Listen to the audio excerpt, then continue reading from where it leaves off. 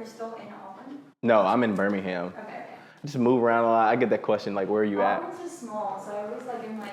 See, that's the thing. Jazz was saying, like, it is small, but like it's cool at the same time. I think it's Auburn. I think the difference is like Gainesville. I don't leave the city of Gainesville, but like I feel like at Auburn, I went to like Opelika.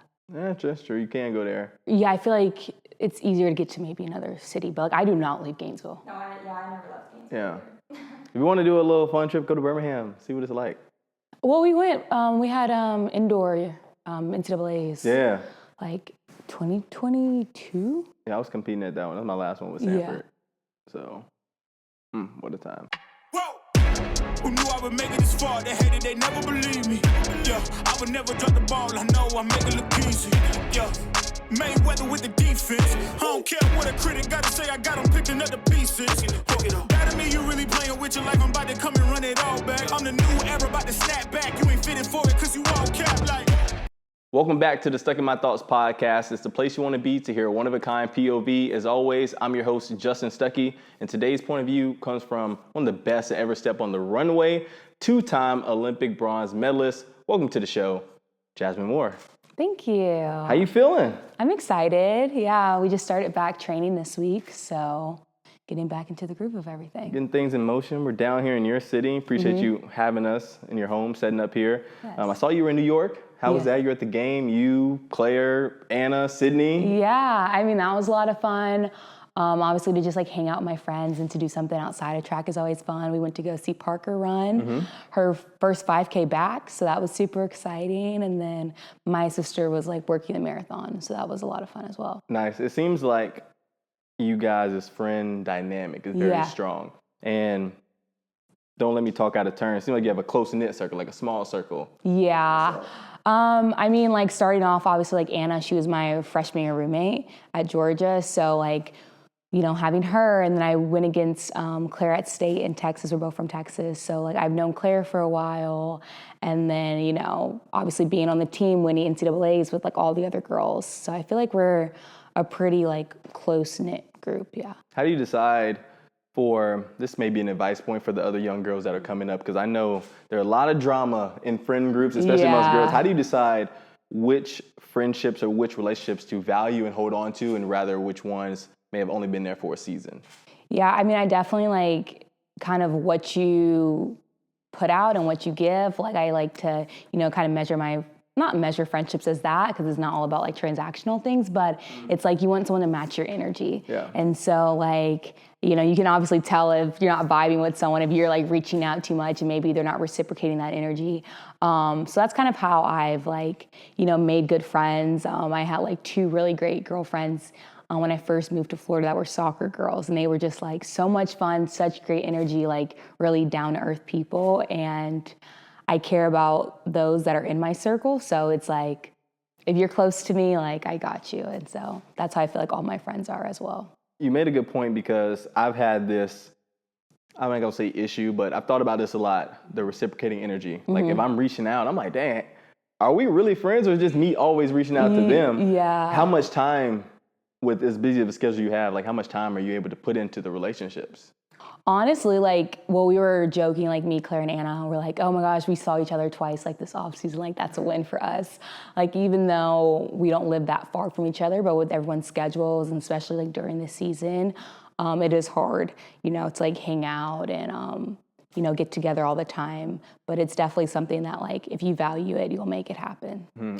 From afar, it looked like y'all had a really good time in New York. And it seemed like you've had a really good time in New York throughout this whole, I'm about to say semester. This fall season, ATHLOS, huge presence for track and field, especially women's track and field. Alexis Ohanian and Serena are bringing so much attention, so many eyes. Simply put, how was your experience?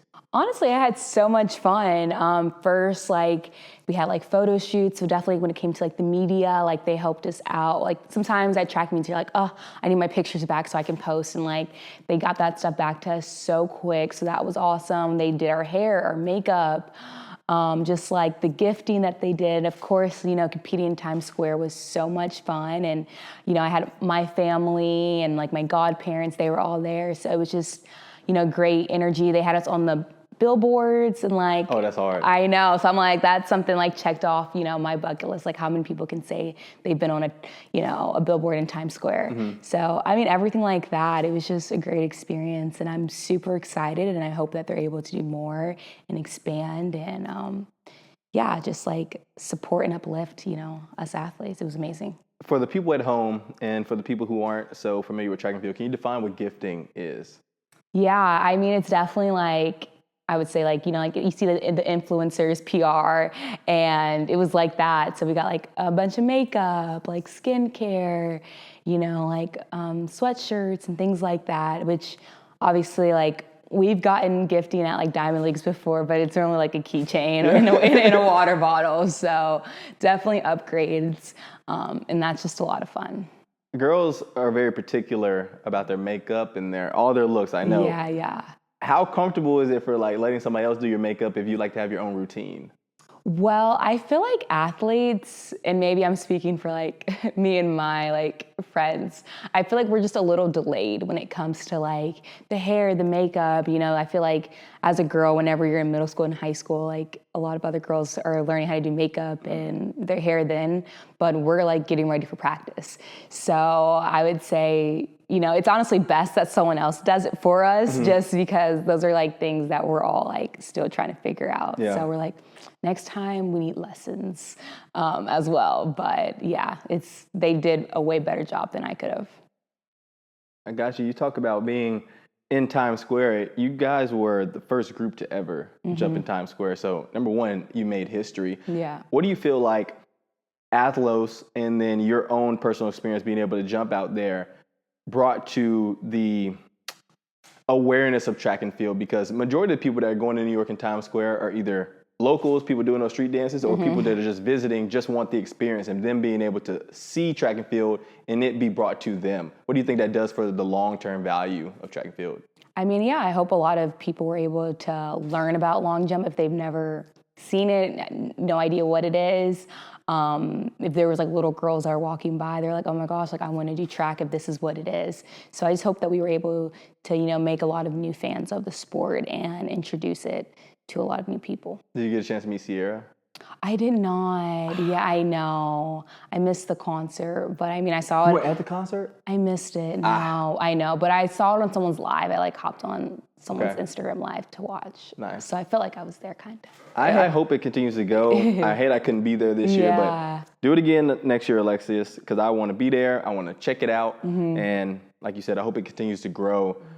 I like how it's only females right now. I hope it grows to having males, but I think for the impact of women's sports in general, I've seen they've created like the Together and the ESPNW and things like that. Yeah. Your take on women's sports in general, you being in it, have you ever thought we aren't valued as much as the males? Like how much does that go into your mind when you're actually competing, doing your sport? Yeah, honestly, like a lot. Like the song by Taylor Swift, The Man, that I feel like just sums it up. Like I'll be at practice and I was like, maybe we'd get more recognition. If a man was doing it, then it'd be like, oh my gosh, like that's so cool. But like, it's like, oh, we're doing it. So it's not as like, we don't get the same recognition, but it's definitely growing. And I feel like the value of women's sports has definitely increased. And like, I mean, even with like women's basketball, it's been like so cool to like see how quickly, and women's volleyball, just to see how those sports have just like quickly like risen and the popularity and just like the fan base. So I know in due time. In due time. Yeah. Okay. And you mentioned, obviously basketball is growing. You mentioned volleyball as well. I'm just putting this out. I want to sit down with Harper Murray as well, because I keep up with women's volleyball because of her. Yeah. She's so dominant out there. It was Madison Skinner last year with Texas. Yeah. I don't know if you're a Texas fan. If you we played Texas last night. I need to know if we won. I hope we. Do you know if the Gators won last night? We'll get some fact check later. Yeah. Because I heard that was a good matchup. But going back all the way from your time in New York this year, but just your upbringing in general. You've had stops, Detroit, Kentucky, a lot of your roots are in Texas. When you're moving around so much, how did you find your roots and become who you are with all that moving around? Yeah, obviously, like, I was born in Detroit, my whole family is there, and then lived in Kentucky for a little bit, and then I grew up really in Texas. But my family, we're so close, like, everything we do, like, we go to the grocery store together, Okay. we do all dinners together, like, my family is a big part of, like, obviously the reason, like, who I am today, and, like, the reason why I do certain things and X, Y, Z. So yeah, just having, like, a really close-knit family has helped, like, me moving around to a bunch of different places, like, so much easier. I told you before we started the show that I was in is that the Dallas Mall? What mall is that considered? North Park. North Park. The best mall.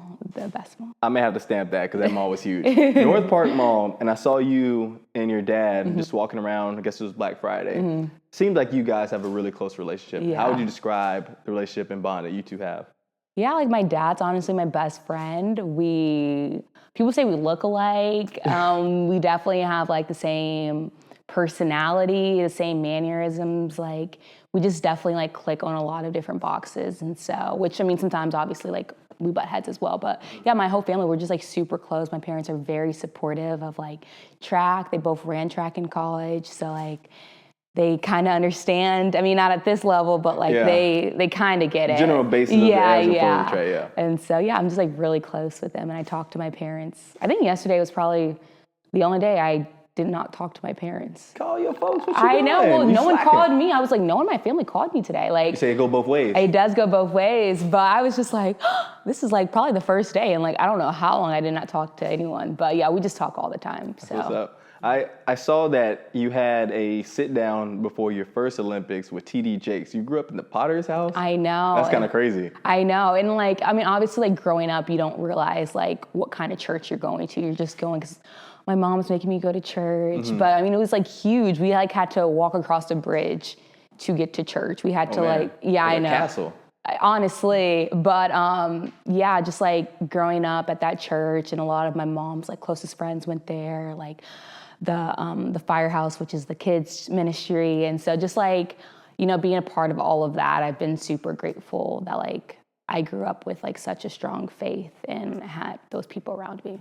Being in the South, obviously, faith is at the highest Yeah. for the parent household. And you made a good point.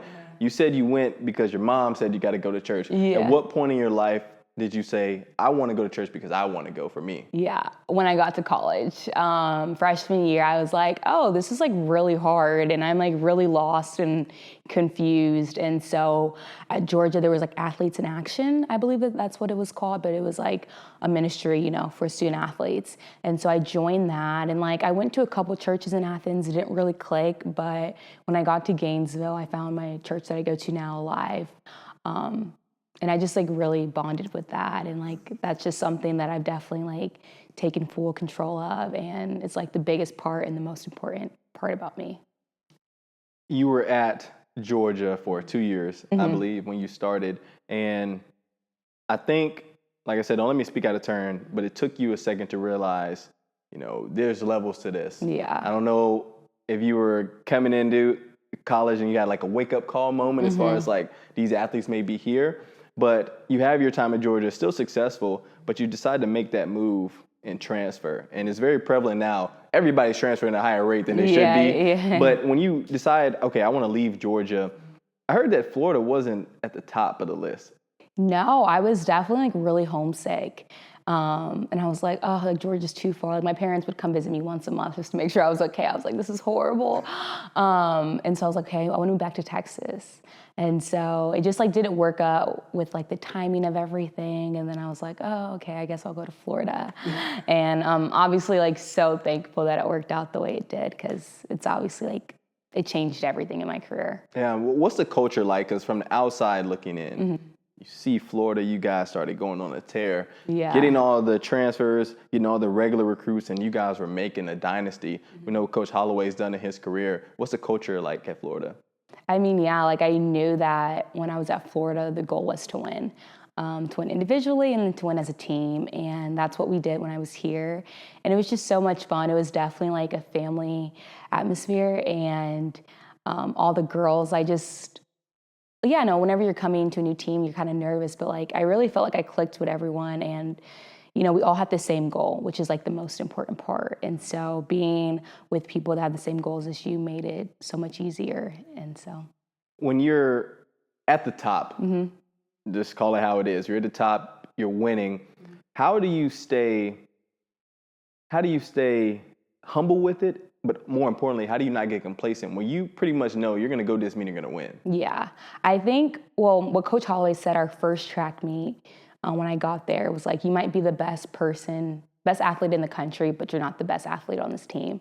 I think that like definitely keeps you humble. Like, yeah, I might be number one in the nation in the triple jump, but I'm on a team with like Talitha, Anna, Grace, Stark. So it's like, yeah, I'm not the best athlete on this team.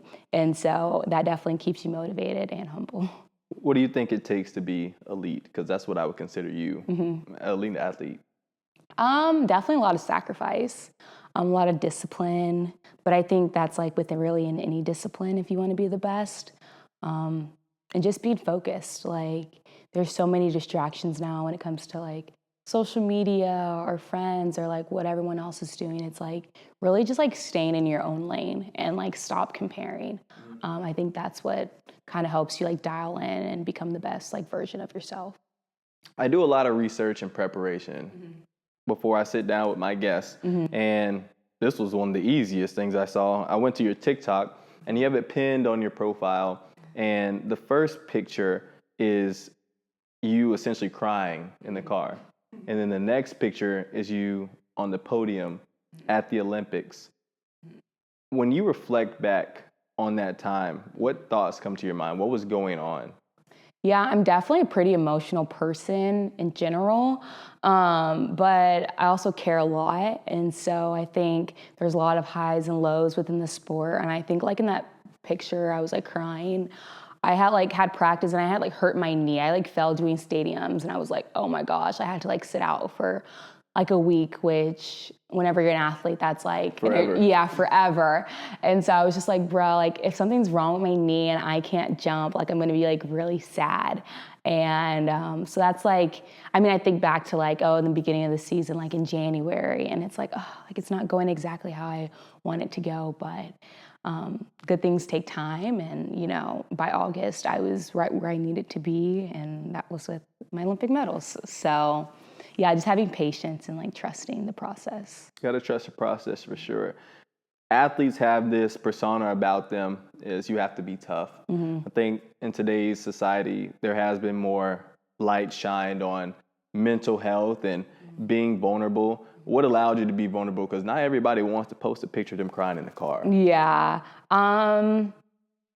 I guess I really just didn't care because I was like, I got what I wanted at the end of the day. Like, and it's very relatable. I feel like everyone goes through it. Like, people cry at practice, people cry at track meets. Like, there's a lot that goes on behind the scenes that, a spectator may not see, but we're just like everyone else trying to chase a goal and a dream. And there are a lot of down moments during the process of it.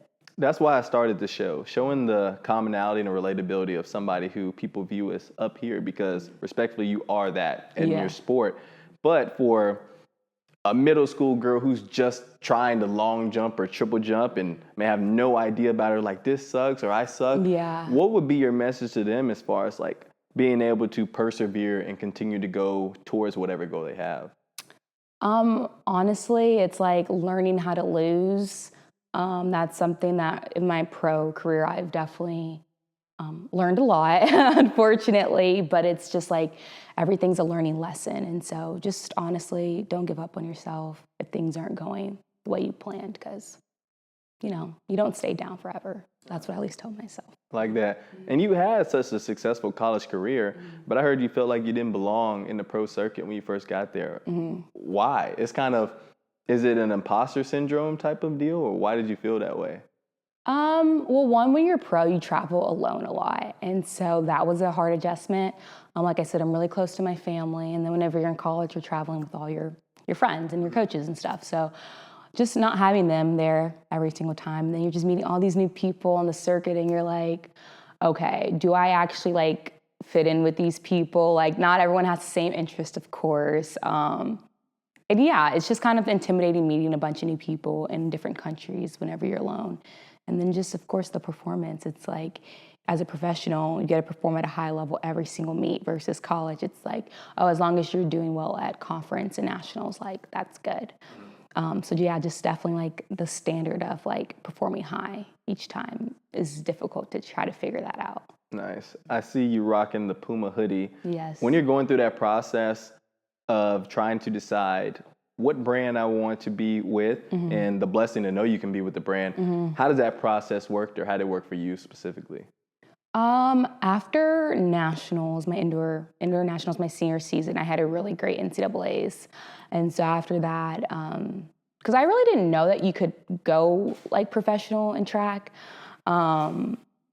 until like my friends, obviously Joe and Anna went the year before, and I was like, oh, like you can do this. Like, you know. That's crazy, you didn't know that. Yeah, which like, I guess maybe I didn't know it was possible, like maybe for like me. Okay. And so I'll say that. So yeah, so after that, they like I had a couple agents reach out to me, and it's definitely like an interview process. Then it's like, okay, like what agent maybe can offer you XYZ, or like personalities, like will they travel with you? And yeah, and so once I found my agent, then I knew what brand I was gonna go with, and it was pretty quick. Like I knew before, definitely like I was done in college, like probably before I graduated college, I knew. That's a good feeling to know. Yeah. So it was definitely like pretty smooth, and like, yeah, it was just smooth, which I mean, not every process is like that for every athlete, but I was thankful for it. What's up? I brought up earlier how, I think I said 2-time medalist, but you're a 2-time Olympian as well. The first Olympics was drastically different than the second Olympics for many reasons. Going off the first one in Tokyo, and I ask this because you say you're such a family person. You love to be with your people, but you can't be with your people. You're going to Tokyo amongst the corona and everything. Yeah. How was the first one? I mean, like I wasn't even at Florida. I was transferring between Georgia and Florida, so I really didn't have a place to train. I really didn't know a bunch of people. My family couldn't come. It was weird. We got to Tokyo like 4 days before. And we're like, okay, compete. And I just didn't really understand like the magnitude of the Olympics, like of being there. Like obviously you watch it, but like during COVID, it's just so different and stuff. So that was really hard. And yeah, like training, like I said, I wasn't even able really to train. So I got 23rd at that Olympics, and I was like really sad. I didn't cry, but I was like, dang, like I did not like that feeling. And yeah, it was just a crazy experience, but I'm thankful for that because it helps me for the next one. Yeah, we'll move on to the next one in Paris. We see it everywhere. This is the first one back. Gonna have fans. Going to be in a prestigious place like Paris. I mean, some people hate on it back then, but I mean, it seems pretty cool. Yeah. Your experience in general, just take us through the differences between the first one and the second one, and just your experience as a whole. Yeah, I just felt like Paris was just like adrenaline, like it was so much fun. I mean, like the different events, like obviously like your brands have different houses that you go to. My whole family was there. Like, I don't even know. It was definitely probably maybe 20 of them. Oh, they was deep. They were so deep. So just all of that. And then, of course, like Team USA, like it truly is. It's like, I don't care what sport they're doing. If they're USA, it's like USA. Like, so you just get to meet so many other amazing athletes. The opening ceremony we actually got to do. The fists were hard. Yeah, polo, I know. Just like everything. It's like, it was crazy, but it was so much fun. And then obviously performing well helps out a lot. Did your thing out there. I heard you gave Maria Taylor your beret. Oh yeah, I gave her my beret because like it was raining. It was raining at the opening ceremony, and like her hair, and like obviously she's on TV a lot. So I was like, she could have my beret. And then whenever she interviewed me after my medal, she gave it back, and it was like, well, I'm happy I got a medal, so I got to see her again. But that's what's up. Did you meet like LeBron or any of the basketball players? Yeah, they were kind of like in their own little bubble. But I got a picture with LeBron. I was like, I have to. I hate to be like a fangirl, but like, when else will I see him? Facts. So I was like, I had to get my pic. How was the approach? Were you nervous? I mean, LeBron's a big dude, and he's LeBron. Yeah. Well, thankfully, everyone else was asking for pictures, so I was just like, get up in line. Yeah. Appreciate it. Snoop Dogg. I saw you didn't just meet him, you did a TikTok with Snoop Dogg. How is Snoop Dogg like? Yeah. Well, I was preparing for it. I saw him like, I knew he was gonna be around, and I was like, oh, hello. And then I was like, okay, well, we have to make a TikTok now. And so, but yeah, he was really supportive. I think Team USA has like their own training facility, like at the Olympics and stuff. So he was there, and I was like, quick little TikTok with your song. And then he obviously like enjoyed it. So. That's hype. What do you do outside of competing? Like, are you allowed to go outside of the village and go amongst the city? Yeah, you have to go through like a lot of security to get back in. But yeah, I was able to like meet my family for dinner, or like I said, go to the different like Puma house or Team USA house and things like that, go shopping. So we're able to like go in and out. There's just a lot of security back at the village for good reason. Yeah. Yeah, but yeah, it's pretty smooth to get in and out. That's what's up. When you are done competing and you realize at that point, I've got 2 medals at the Olympics, my entire family's here basically, I feel like I'm at the top of the world, like I've accomplished a lot of my goals and dreams. Where does your mind go at that point once you're done? I was like, oh, I can finally breathe.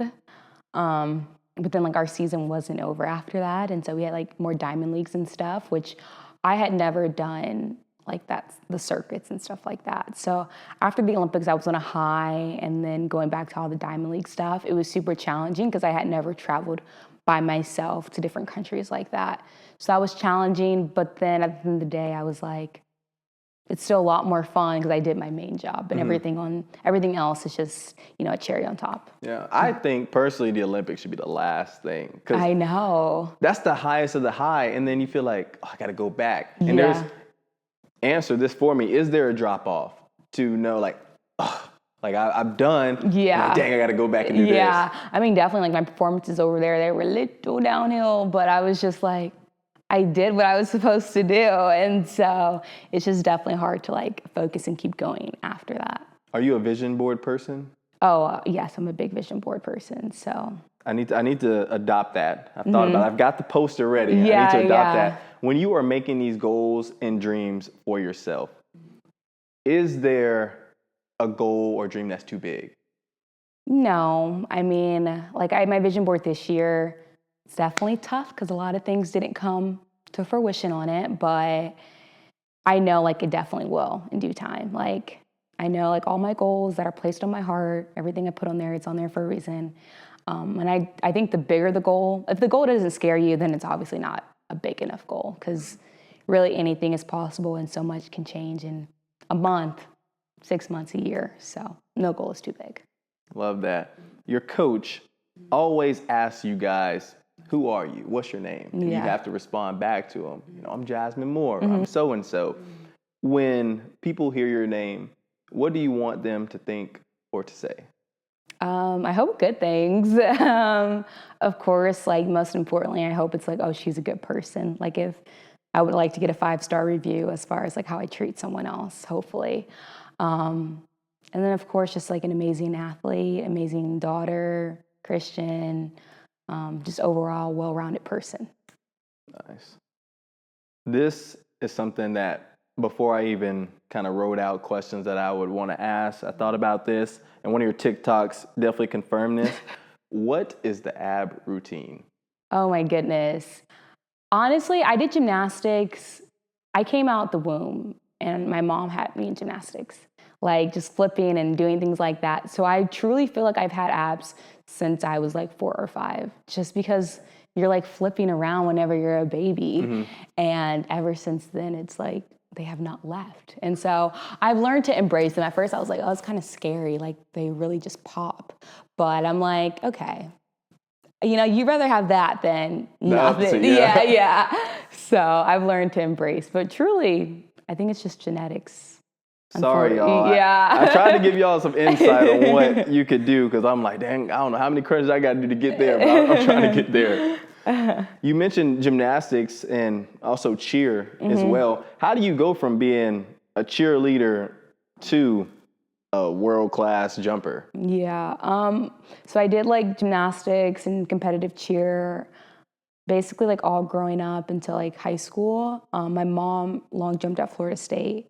And so, I mean, my parents had put me in track when I was like in the 5th grade, and I was like, I mean, Texas is super hot, and summer track in Texas, it's just miserable. So I was like, I do not like this. I would call my parents or call my grandparents, crying and trying to like snitch on my parents. Like, your children are like forcing me to run. It's so hot outside. Your children, you always got to go to grandparents. Yeah, I know. You got to go to the, you know, highest level. So I would like call them and I'd be like, this is horrible. And then I found out my mom jumped at Florida State. So I was like, okay, I'll do what my mom did. And I tried out jumping in the 7th grade. I did long jump and it went well. Like, I went to, you know, Junior Olympics growing up. And then the following year, we needed points for like our district track meet in the 8th grade. And so they're like, hey, try triple jump. And then I won. So I was like, okay. And then I won that summer at Junior Olympics. So I was like, okay, we can, you know, working with something. Yeah. And like we can go to college for free. And so then that's when I stopped doing like other sports. When you were deciding where to go out of high school, what were the options? I took my official visits to Texas, Florida State, and Georgia. Okay. When your mom found out you were going to Florida, did she feel any type of way? Are y'all are rivals, right? Yeah, Florida State. yeah. No, she didn't care because she knows I'm going to the better school. And like, obviously, like the coaches and stuff, like it was just a great program. But we, of course, like to joke and like if Florida State's, well, when they were doing better earlier in the season of football, it was like a punch to the gut. Yeah. Because I can't have her win, but. Florida's been having some rough times. I know, but Auburn as long has as we too, beat, so it's okay. I know, yeah. As long as we beat Florida State in a couple weeks, then that's all that matters. Yeah. That's what's up. Okay. Most people, I love how you said you want to be noticed or known as a good person, but your track prowess it speaks for itself. And we kind of touched on the beginning of the show. Track and field specifically, do you feel like it gets the respect it deserves? And what needs to happen for it too, if you don't feel like it does?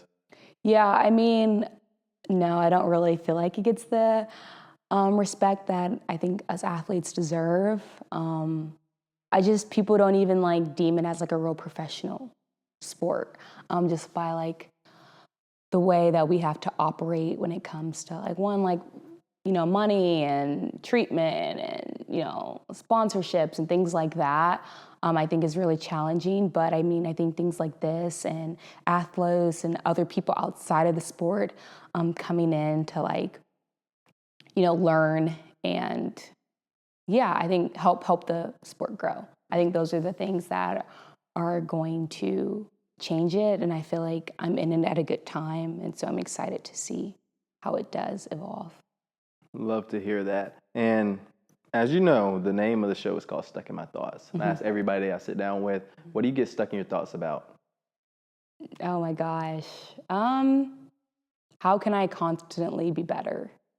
Rather that's like a dog mom, or what improvements I can make to my house, or just constantly like, how can I make things better, or how can I be more efficient? Those are probably like the two things that are always stuck. Nice. Yeah. We got our guy Timber outside. He had to sit on the back porch, but he is definitely a show favorite. We might deem him. Can we deem him as our mascot? Is that okay? Timber is the mascot of Stuck in My Thoughts. I really like this dog. Yeah. But I love to hear that, because I feel like athletes or people who strive for success are always constantly trying to evolve or get better and not be complacent. And I think for the people who look up to you, there's many athletes that do that. They're trying to figure out, how can I be like Jasmine more? Who were the people that you looked at to try to aspire to be, if you had any inspirations in the track and field space in general? I remember I went to a couple of Sonia Richard Ross camps growing up. And so just seeing her and like all that she did, I was like, wow, like I was just like in awe of it. And so I think she was definitely one of the athletes like growing up. And then, I just remember watching, my first Olympics I ever watched was London.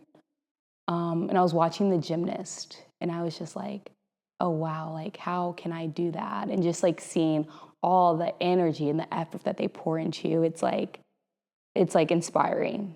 Yeah, I love like watching really anyone chase any type of dream. Like to me, I'm like, that gets me going.